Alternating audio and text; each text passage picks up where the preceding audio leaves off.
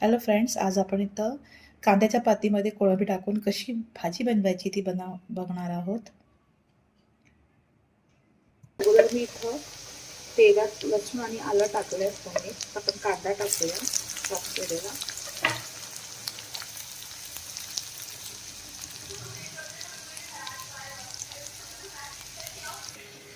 एक 100 ग्राम मी मोठी कोळंबी घेतली, त्यांना चॉप करून घेतलंय. असे खूप मोठे फोटो पाहिजे, बारीक करून घ्यायची.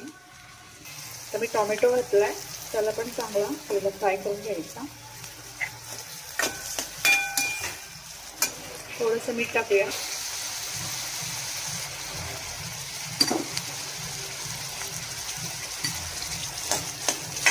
पीठ टाकले की कसं कांदा मस्त हळू होतं फक्त. तर आपण आपली कोळंबी टाकूया. आपण चांगली फ्राय करून घ्यायला. कसुरी मेथी आणि धणे पावडर टाकलेला आहे. आपण चांगला मिक्स करून घेऊया. तर आपण आपले मसाले टाकूया. तर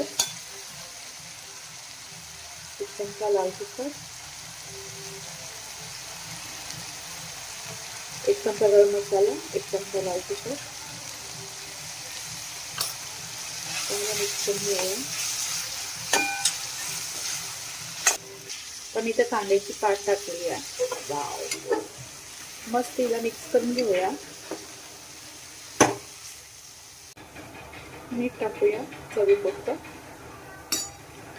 चांगलं भाजीला शिजत ठेवूया. मिक्स करून समजा 10 मिनिटं शिजवायचं. अशी तुम्ही नक्कीच ही भाजी करून खा, एवढी छान लागते. आपली कांद्याची पात कोळंबी टाकून एकदम तयार आहे. नक्कीच ही रेसिपी ट्राय करा.